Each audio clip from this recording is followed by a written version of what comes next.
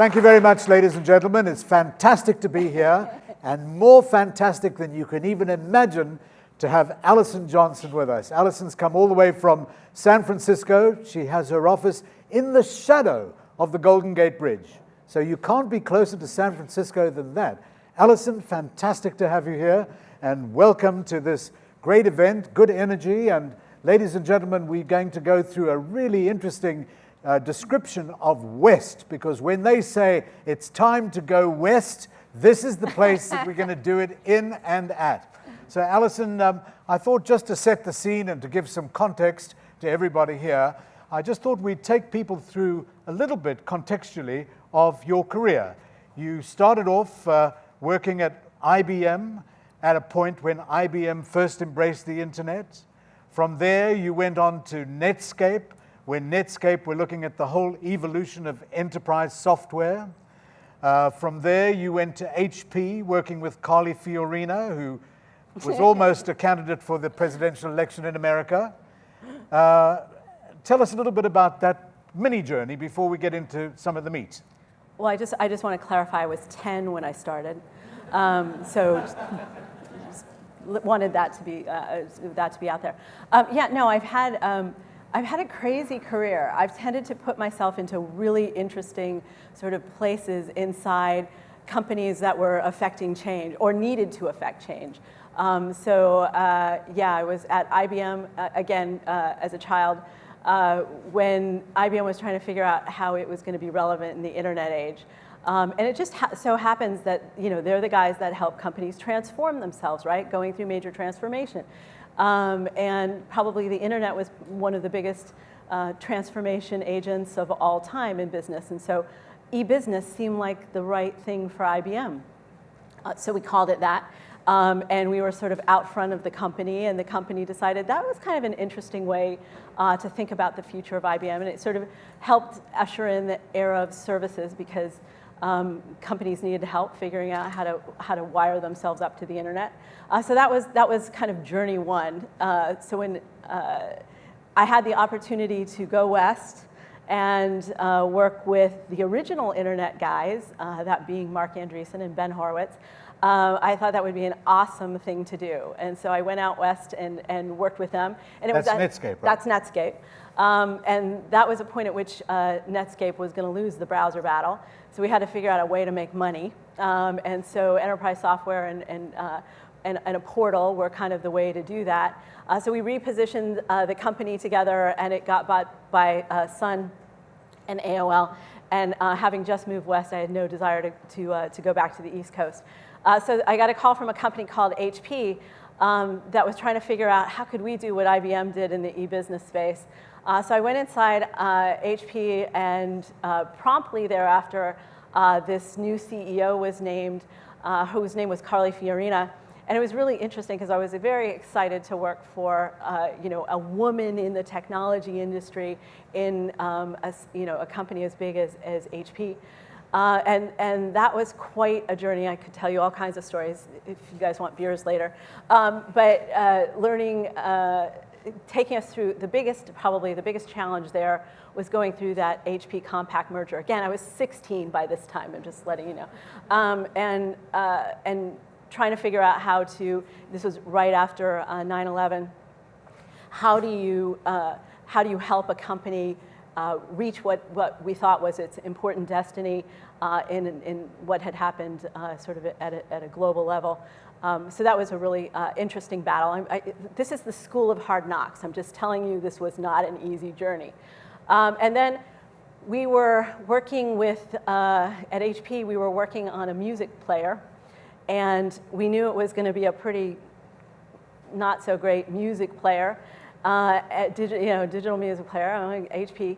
And so this guy named Steve Jobs came and said he was really interested in trying to figure out how to put the iPod into the PC space, to give consumers an opportunity to experience the Apple magic by letting an iPod attach to a PC. And so there was this relationship between HP and Apple at that point.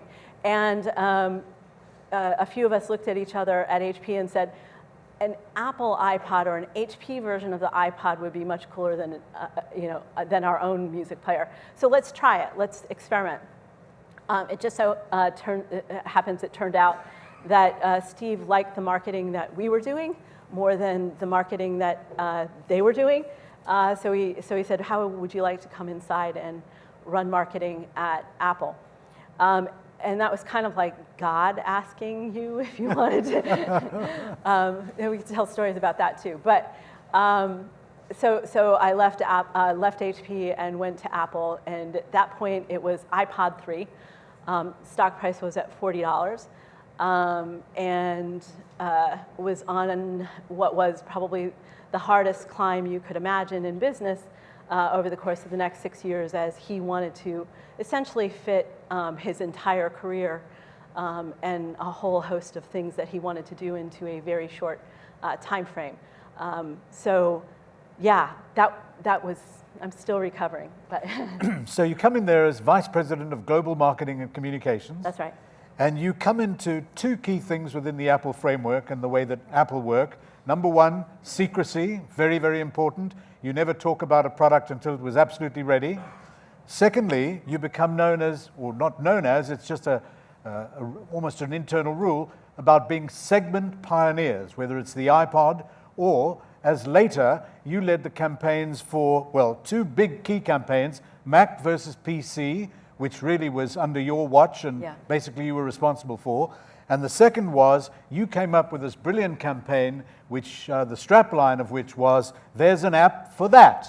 Tell us about those two campaigns, because we've got a lot of people here who really are at the fulcrum of how you shape something for a customer experience. Couple of things. So a little bit of secret sauce. We'll share a little bit of secret sauce. Well, the Mac PC campaign was interesting because it was a Hail Mary pass. We were essentially 4 months late to actually launching the campaign. The new Mac was now in market, and we couldn't come up with anything that Steve thought was particularly interesting. And so this was it, sort of jobs on the line. We either had to, this was the moment, the meeting. And we brought, you can imagine, a gazillion things into the room. And that was the one that emerged. We were a little worried about it because it was, again, kind of in the scheme of things. If you remember the Switcher campaign, that one was trying to get people to switch from PCs to Macs. And it ran for a little while, but it wasn't terribly successful. And so we were worried about a Mac versus PC campaign being another Switcher campaign. But obviously the characters were incredibly clever and interesting. And so it was a home run. We all knew we had it when we walked into the room. We wanted to make sure that we had it, but it was the home run. So tell us a little bit about, there's an app for that. That came That was completely serendipitous. We were shocked. We were totally unprepared for the app marketplace that developed, the app ecosystem that developed. We had this tiny team. We, of course, very arrogantly thought there was no way that there would be a developer community that could make good apps. And so we would have to make them. We wanted to have an advisory board, basically, that looked at every app and made sure that it was good enough, and that we would put it on the platform and it would make us proud. But there were like 6 people. And the firestorm or the ecosystem or the tsunami, whatever you want to call it, that emerged out of off of that platform was beyond our wildest dreams. And you were just like, there's an app for that. There's an app for that. Like, so we were using it in the vernacular, and it just seemed natural because we were completely surprised. But I promised I would share secret sauce. One little bit of secret sauce, because this was important in the context of how you get to that point in communications where it works. We had this very disciplined process of kind of working on 25-week launch cycles at Apple. And so 25 weeks out, we would start to think about, we'd have to be into packaging design, we would have to be into really thinking about photography, we would have to be thinking about sort of the long lead items that you have to produce, like retail communications and things like that. And our job was to come into the room and focus on what's the line, what's the single line that describes the story. So we would spend, weeks, days, just getting to that singular line. And if we could tell the story in a single line, we knew then that we had it. And then we could build communications platforms off of that. So it was really an interesting discipline. And the last thing we would do would be the TV spot, right? Because that's 30 seconds. But again, that's how do you tell a story in 30 seconds? So really thinking about the story in the context of what is it in one line, what is it in 3 lines, what is, how does it then manifest itself on the website, what do the retail communications look like, and ultimately what does it look like in the context of a TV spot. So that, that discipline was important to us in really, getting, to the excellent sort of point in communication. So that's why people tended to call, internally within Apple, it was known as the launch machine, because everything was around that launch, making sure that the unique selling proposition was in that launch. When the iPad first came out, tell us just a little bit about how that was actually met, because it was such a unique product at the time. So here's more, sort of more lore. We didn't really know how to position it, honestly. We didn't know if it was going to cannibalize the phone market, or if it was going to cannibalize the laptop market, the MacBook market. And so we deliberately sort of didn't position it to sort of see how people would use it. And so we were, again, App for That sort of came out of that space, because what we did was we were looking at at some miracle kinds of moments, like putting the iPad up in the sky and be able to see night sky, or that people would use it for recipes. So sort of single use cases, and sort of say, oh, I would use it for that, or I'd read a book on it, or so we really looked at use cases as opposed to lines. I think the line, which is one of the most horrific lines we ever wrote, and if you think of App for That and you think of 1,000 songs in your pocket, okay, those are examples of good work, right? This was sort of something, a revolutionary product at an unbelievable price, or something like that. I'm like, are you kidding me? We're gonna launch like this breakthrough product with that line? And those were the things that Steve wanted to say. And I'm like, okay, well, here we go. But we were all pretty surprised, honestly. And it was one of the products that we did research on afterwards to see if we could see how people were using it, and what was the use case like after, the unboxing experience, week 1, month 3, month 6, just to see how it was evolving in people's lives, and whether or not they were bringing more apps onto it, how much they were using it and stuff. So we didn't know, honestly. And the whole idea really was to make the product romantic again, in a sense. Yeah. Making that product romantic. There were 2 instances where you saw something with Steve Jobs that very, very few people have seen. One, where he broke down in tears. Second, when he started sobbing. The first was around the Beatles, and the second was around something called Antenna Gate. Yeah. Tell us about both. Okay, the Beatles. In the context of being at Apple during the time when we all had a pretty good sense of the fact that we were on a clock. Steve was on a clock. There were things that he wanted to accomplish. And one of the things that was really important to him emotionally and sort of kind of bucket list wise was getting the Beatles on iTunes. I'll never forget the day when we got the call that come to my office. We happened to be at an offsite, and he was furious because we weren't within arm's length. And we almost had to get in a helicopter and go to Apple. We were in Napa as a team, and he was not happy. But the thing that was important about that is we got access to Apple, I think it was Abbey Road, the Apple Records vault, and there were thousands and thousands of photographs of the Beatles that had never been seen before. And we were able to bring them back to Cupertino, and we laid them out on the table in the conference room. And it was one of those moments where he walked around the table and he was just sobbing and looking at the pictures of the legends. And it was for all of us who were on that journey with him and kind of understood the importance of that moment. It was incredibly special. And trust me, that man showing those kinds of emotions was extremely unusual. And then the other one was AntennaGate.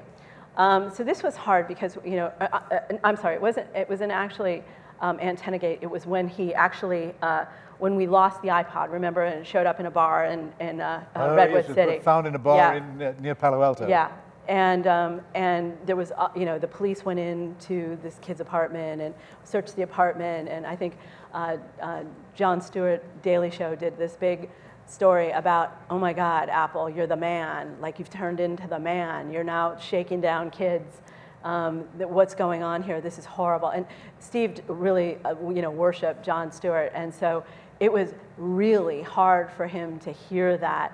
And we were in an exec team, a staff meeting, marketing staff meeting, and he was pounding the table, and it was just like, I don't want to be that company. That's not who we are. Sobbing. I mean, it was excruciating.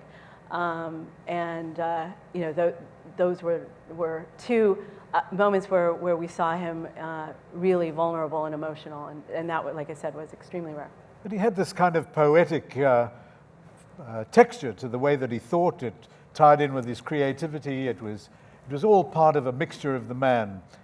An incredible time where you saw these great campaigns, you saw the global appeal, the incredible rise of Apple, and all the time his creativity driving it.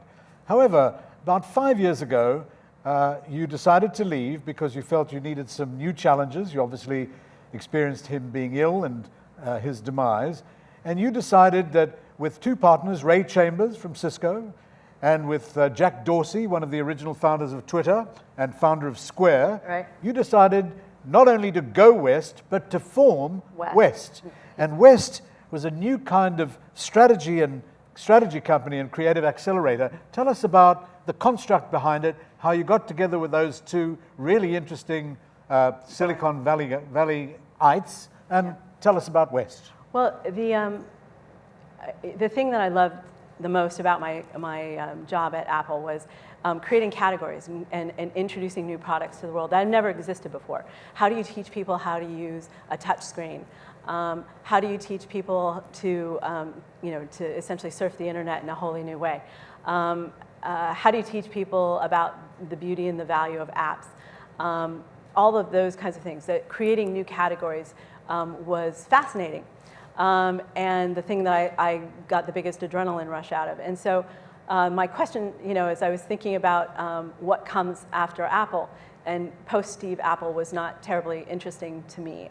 And at that point, we had built, as I said, when I started, there were 24 people in the marketing group at Apple. When I left, there were 800 in the US and 400 around the world. So it had gotten to be a very big machine. And well-oiled machine. We knew how to launch and announce products and put them anywhere in the world in a consistently beautiful, high-impact way. And so we built something really marvelous. But in a post-Steve era, I was pretty sure that it was going to be about maintaining it and making decisions based on what would Steve do versus where it potentially needed to go.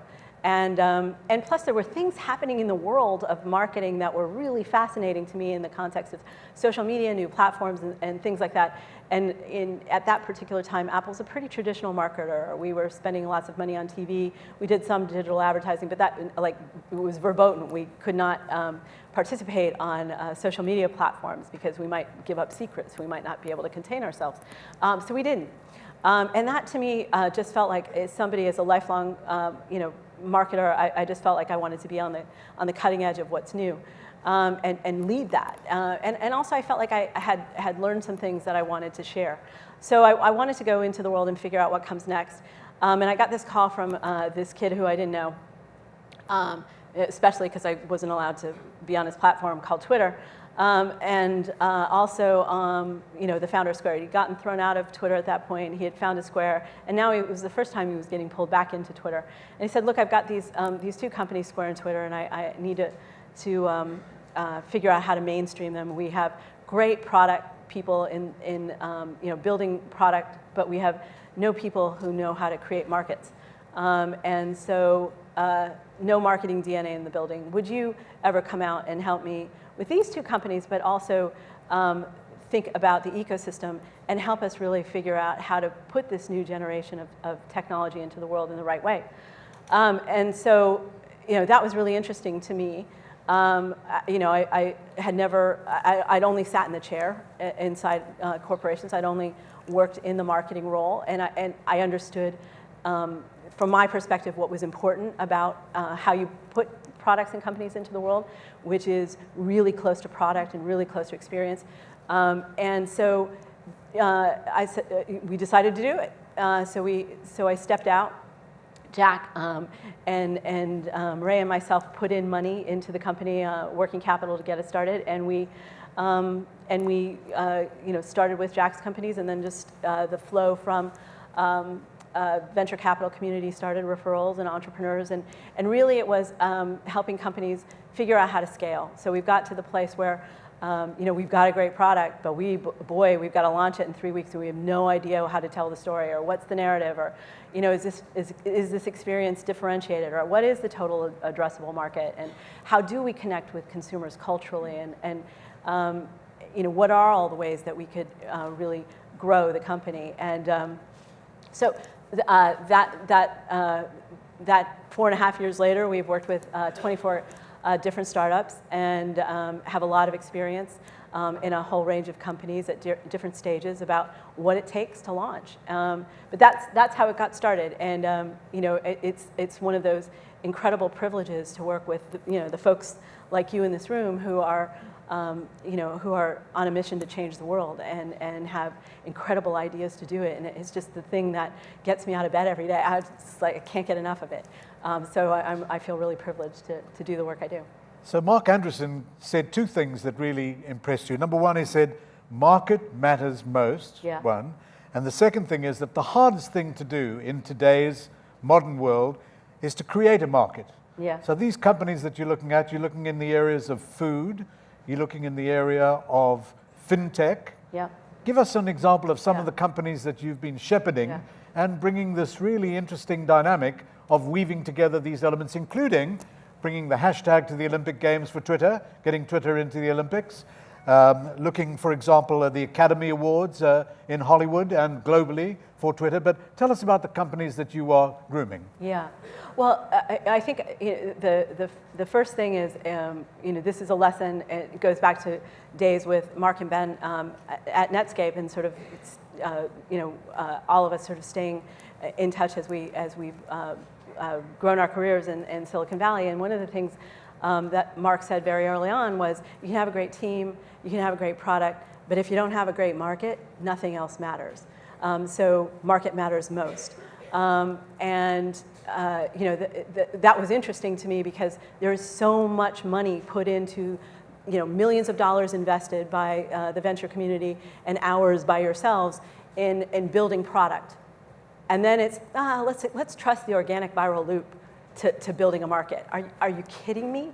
I mean, I don't know how irresponsible that is. And so the amount of science and art and energy that goes into building product should be applied to building markets. And there isn't anybody, honestly. There are product accelerators, product incubators, VCs who put energy into product, none that put it into market. So to me, that's a big market opportunity for me. So that's what I think is really exciting, is how do we help companies build and create markets for things that have never existed before. You have to teach people behavior. You have to inspire and educate. It's not about hoping the organic viral loop does its thing. That's great when it does, but when that there's a handful of companies in decades that have benefited by that. And I think there are billions more dollars that are spent in hoping that happens. So let's get past that. But yeah, market matters most is something that's super important to us. And the other Mark Andreessen was, well, they're related. So when you're looking, say, for example, at the food segment, yeah. unusual from a Silicon Valley standpoint, you found a company that you really loved called Impossible Foods. Right. Why did you apply and how did you apply what you do to Impossible Foods? What's their USP? So Impossible Foods, what's lovely about kind of the industry that we're in is like everybody thinks we're in the technology industry, but every industry, every product category, everything has a technology foundation. So one of the sectors that we work a lot in is in the food space, in the future of food. And this is a company that is making plant-based meats. And it's basically using the same, it's using a technology platform to do the same thing that cows do. So cows eat plants, cows convert plants into meat, and they get ground up, which is not pretty. What if you could take those same proteins and apply a process to them and create meat? But you don't need to use the cows, which are one of the most destructive, animal farming is one of the most destructive industries on the planet. So could we do something different, but create something that people will love as much as they love their burgers? And we have. So Impossible Foods has done that. And you will all get to taste it, and you will all be completely freaked out. David Chang, Momofuku chef in New York, tasted it the other week, a week and a half ago or so, and tweeted about it. And he said, "I am tasting the future. Oh my God, and it's good." So to me, how do you? Okay, so this is plant-based meat. Is it for vegans? No, because they're going to be freaked out by the fact that it tastes like meat. Is it for burger lovers? Or are they going to be freaked out by the fact that this is plants? So really understanding what the market space for this is, how do we bring it to market in the right way, and who are the influencers who need to be on board as we're going to market? So the David Changs and the famous chefs of the world embracing it. Seeding it in restaurants and having restaurants be the first place you experience it so that it's in a really premium kind of context. And then starting to bring it out into the world, and eventually you'll be able to buy it in grocery stores. But that's fascinating to me. That's creating a market for a product that is actually, it's not that it hasn't existed before because it's disrupting an old market. But those are the kinds of things that I get out of bed for. So effectively what you do is you look at the axes where you can see the basis for change. You want to be completely disruptive, but in a positive, constructive kind of way. And you want to apply the spotting of those changes with companies that have got some really interesting way of changing things, like you've got with Anki, which is the artificial intelligence company. Yeah, AI and robotics company. There are leaders, category leaders in every single sector that we, and what I would love to be able to do is to work with those category leaders and help them create the categories and define them. And create the market. And create the market. You don't get to be a category leader unless you've created a market. So that's what we're doing. And we do get to work with interesting companies across sectors like AI and robotics. And Anki, I don't know, Anki was sold, maybe some of you know it from last holiday season. It was a big hit in the UK for parents with kids who have iPhones and want to race really intelligent, smart cars. That's from my perspective. I have this insatiable curiosity, and I don't want to just work in one sector. I want to work cross sectors. Lesson from Steve was that by working cross sector and looking at intersections is how you get to kind of new spaces. So his experience at Pixar and at Apple gave him the ability to sort of see the intersection between technology and media and entertainment, and gave birth to iTunes and everything in that happened as a result of that, movies online, TV shows online, those kinds of things. So you learn things by working across. And one of the areas, of course, London is the most important financial center, certainly outside of Wall Street. And fintech is a big thing here. You're even working with a fintech company called Earnest. Yeah. Earnest, right? Yeah, Earnest. The importance of being earnest. It's close to home.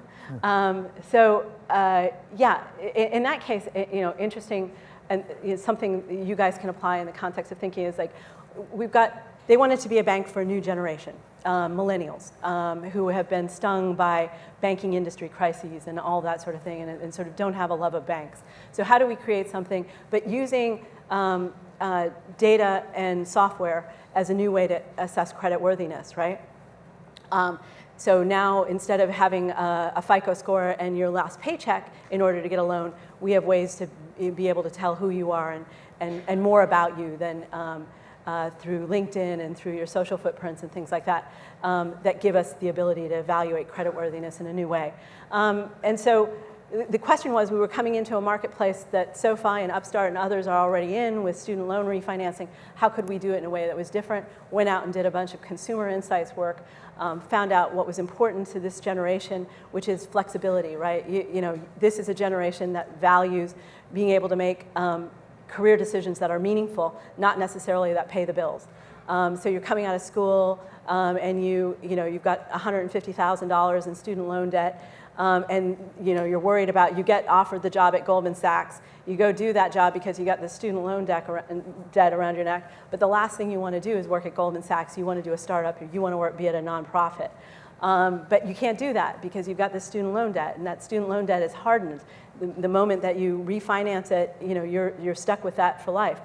With Earnest, what we decided was, let's give people radical flexibility, and for the first time ever, they can change the loan terms and rates based on where they are in their life. So take a different job, extend the loan rate, or term, bring the rate down, giving people sort of a level of flexibility that doesn't exist in the market. Launched that product using typical performance marketing kinds of tools, SEO, SEM, Facebook advertising, things like that. It was crazy, the growth that we saw. Just an insane amount of growth. Why? Because we understood who our target was. We went into the market and tried to figure out what the opportunity was to solve a real pain point in their life. We built it into the product, and we launched it in the right way to that market. So that's how you start to build markets. You have to understand the problem that you're solving, and you have to build it into the product experience, and you have to communicate it effectively, and you have to put it in front of people in the right way. Do all that, and exponential growth curve. Wow. Yeah. What do you think, ladies and gentlemen? I'm hearing all of this. This is not mumbo jumbo. This is real, taking some real idealism, product idealism, and bringing it into market. I mean, effectively what you're doing is you're adding the romantic notion, taking away from buying into shopping, but shopping in a way such that it's built with hardcore technological insight, sentimentality insight, and emotion. People are people. They have emotions. They care. They want to be. They want you to meet them where they are. So. Well, unfortunately, the clock has been taking a licking while the clock's kept ticking, and unfortunately, we have to stop. But Allison, thank you so much for coming all the way from San Francisco, ladies and gentlemen.